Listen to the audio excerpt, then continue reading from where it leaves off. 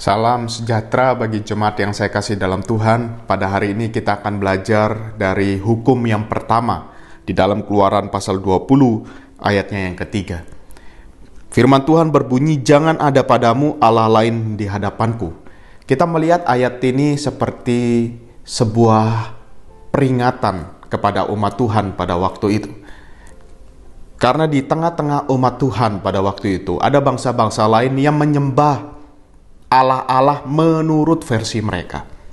Di tengah kemajemukan kepercayaan pada waktu itu, umat Tuhan diminta melalui Musa oleh Allah untuk diingatkan di dalam bentuk 10 hukum ini. Dan hukum yang pertama berbicara, "Jangan ada padamu Allah lain di hadapanku."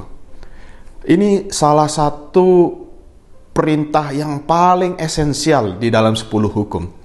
Karena jikalau hukum yang pertama ini tidak dilanggar, sebenarnya hukum yang lain juga itu tidak akan dilanggar. Karena hukum yang pertama ini mencakup seluruh hukum yang lain. Di dalam hukum yang pertama ini dikatakan, jangan sampai ada Allah lain di dalam hidup umat Tuhan.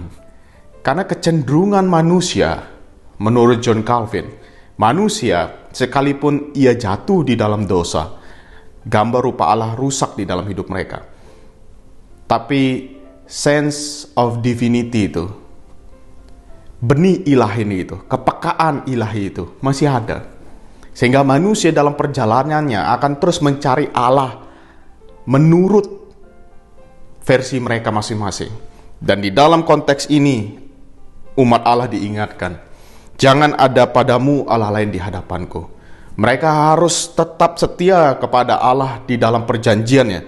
Karena di dalam ayat yang kedua di situ ditegaskan, "Akulah Tuhan Allahmu yang telah membawa engkau keluar dari tanah Mesir di tempat perbudakan." Ayat kedua juga menjelaskan, menegaskan ayat ketiga, kenapa mereka tidak boleh ada Allah lain di hadapan mereka.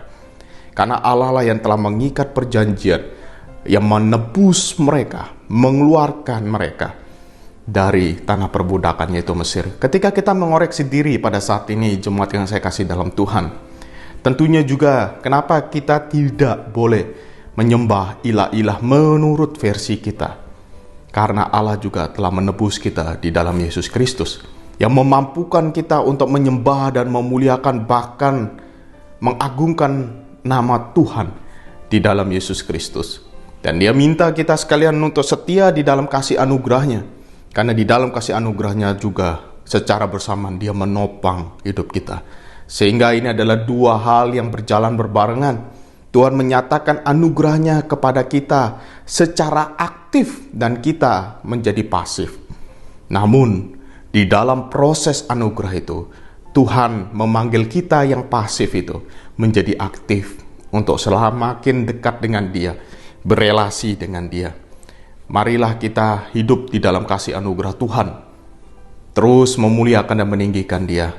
Jangan biarkan ilah-ilah lain yang ada di sekitar kita, baik diri kita, orang lain, budaya, keluarga, bahkan keyakinan kita akan yang lain, membuat kita menggeser Tuhan sebagai posisi yang utama di dalam hidup kita. Karena jikalau kita menggeser Tuhan sebagai posisi yang utama, itu akan mempengaruhi seluruh aspek kehidupan kita, baik di dalam pikiran maupun perilaku kita. Namun, izinkanlah anugerah Allah untuk menyentuh hidup kita yang terdalam, mengubah kita, dan kita menjadikan Dia satu-satunya Allah di dalam hidup kita. Allah yang menebus kita sekalian, Allah yang membebaskan kita sekalian, Allah yang memampukan kita sekalian, Allah yang menguatkan kita sekalian. Sebagaimana kita melihat perjalanan umat Tuhan di dalam perjanjian lama, itu juga Allah yang sama yang terus merangkul kita sekalian, membawa kita melewati setiap lika-liku kehidupan kita, sehingga kita mencapai tempat di mana Tuhan janjikan untuk berdiam bersama dengan Dia, meninggikan Dia, bahkan memuliakan Dia.